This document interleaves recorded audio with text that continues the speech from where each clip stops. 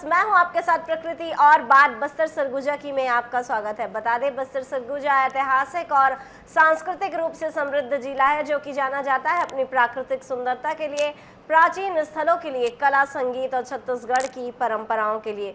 विश्व भर में प्रसिद्ध अपनी जनजातीय विरासत, पारंपरिक हस्तशिल्प और मनमोहक दृश्यों के लिए। तो आइए शुरू करते हैं आज के शो की कुछ नई और ताज़ा खबरों के साथ।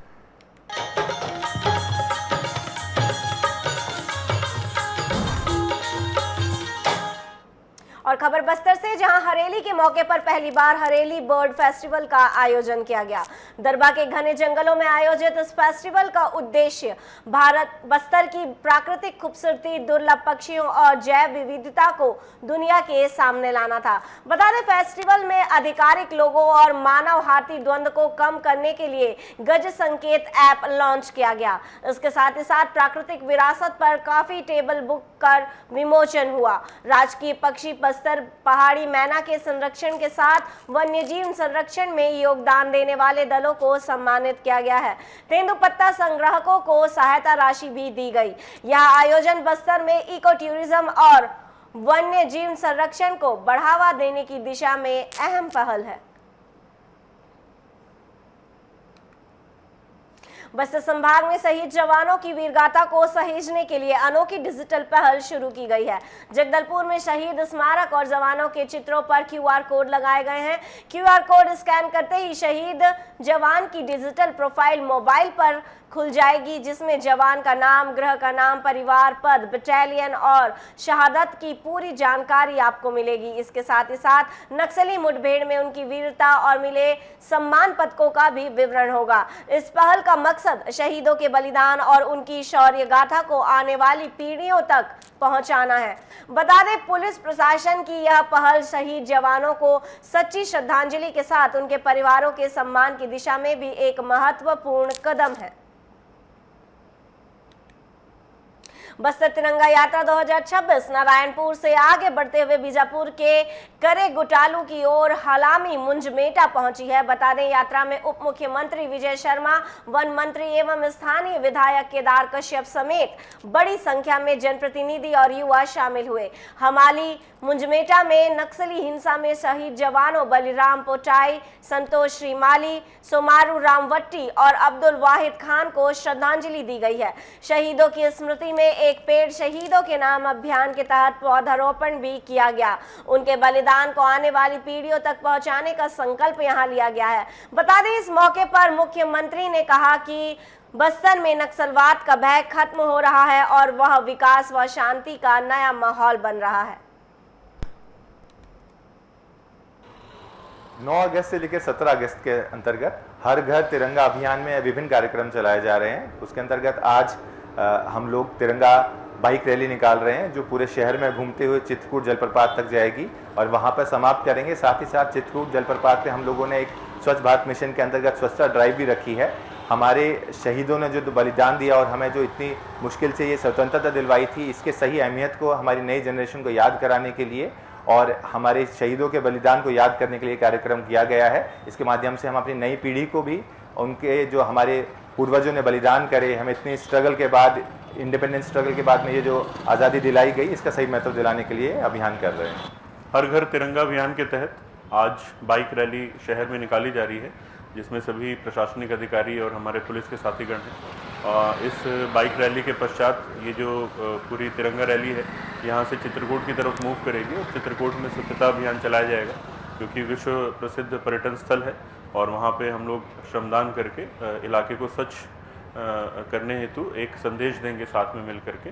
और ये हर घर तिरंगा रैली के तहत ये जो बाइक रैली है पूरे ज़िले भर में घूम रही है और स्वच्छता और स्वतंत्रता दोनों का संदेश दे रही है।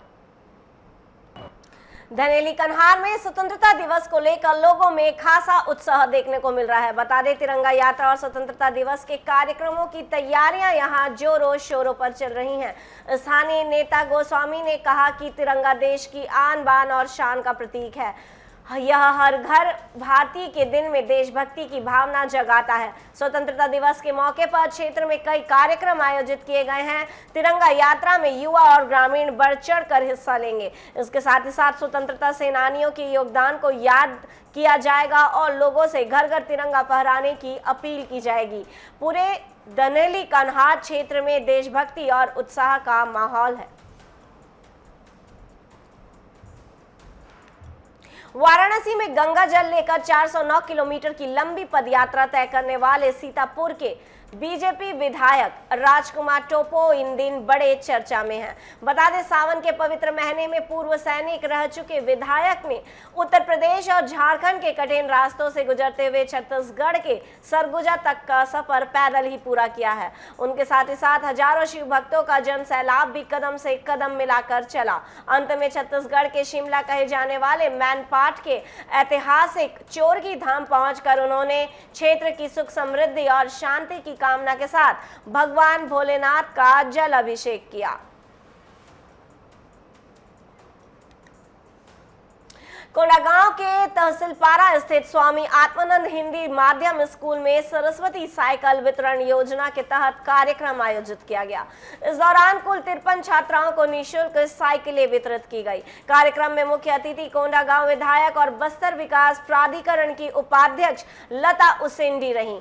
बता दें, उन्होंने छात्राओं को साइकिलें प्रदान कर इस मौके पर विधायक लता उसेंडी जी ने कहा कि सरकार की इस योजना का उद्देश्य बेटी की पढ़ाई को आसान बनाना है। दूरदराज और ग्रामीण इलाकों से स्कूल आने वाली छात्राओं को अब आने जाने में परेशानी नहीं होगी। साइकिल मिलने से वे समय पर स्कूल पहुंच सकेंगी और अपनी पढ़ाई पर बेहतर ध्यान दे पाएंगी। साइकिल मिलने से छात्राओं और उनके अभिभावकों में खुशी का माहौल है।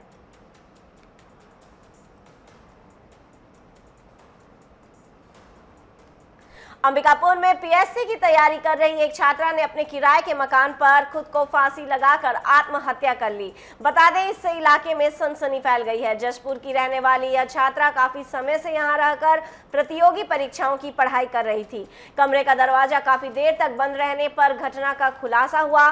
सूचना मिलते ही यहां पर पुलिस मौके पर पहुंची। शव को पोस्टमार्टम के लिए भेज दिया गया है। बता दें, पुलिस को मौके पर कोई सुसाइड नोट नहीं मिला और अब यह पता लगाने की कोशिश की जा रही है कि उसने यह खौफनाक कदम आखिर क्यों उठाया और इस मामले की गंभीरता से जांच जारी है।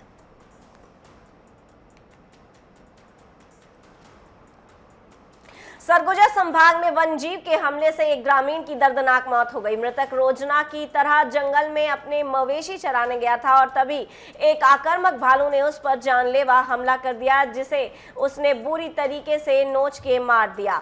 बता दें, अन्य ग्रामीणों के मौके पर पहुंचने पर भालू वहां से भाग गया, जिसके बाद घायल को तुरंत अस्पताल ले जाया गया है। हालत बेहद ही गंभीर होने के कारण डॉक्टरों ने उसे रायपुर रेफर कर दिया है, लेकिन इलाज के लिए ले जाते वक्त रास्ते में ही ग्रामीण ने दम तोड़ दिया। बता दें, इस घटना के बाद से पूरे गांव में मातम पसरा हुआ है।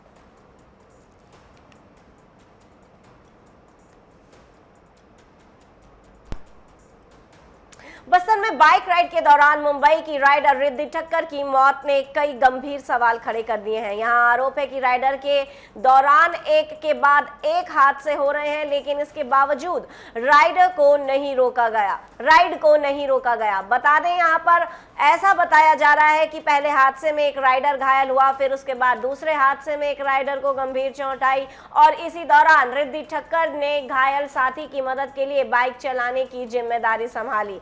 सबसे बड़ा सवाल यह है कि उस बाइक को लेकर कि जिसके ब्रेक खराब होने की बात यहां सामने आ रही है, आखिर ऐसी बाइक को राइड में शामिल करने की अनुमति किसने दी। बता दें, रिद्धि की मौत के बाद अब आयोजकों की सुरक्षा व्यवस्था पर गंभीर सवाल खड़े उठ रहे हैं। कांकेर जिले से खबर, जहां भालुओं का आतंक काफी बढ़ गया है। यहां रात के समय खाने की तलाश में ये भालू सीधे रिहायशी बस्तियों में घुस रहे हैं और लोगों के घरों व दरवाजे व कुंडी तक तोड़ दे रहे हैं। घर के भीतर घुसकर भालू न केवल रखा हुआ राशन चट कर रहे हैं, बल्कि तेल भी पी रहे हैं और सामानों को नुकसान पहुंचा रहे हैं। इस बढ़ते खतरे से ग्रामीणों में जबरदस्त दहशत का माहौल फैला हुआ है। लोग अपने घरों के दरवाजे मजबूत करने में लगे हैं और कई डर के मारे परिवार रात भर जाग कर गुजारने को यहाँ मजबूर हैं।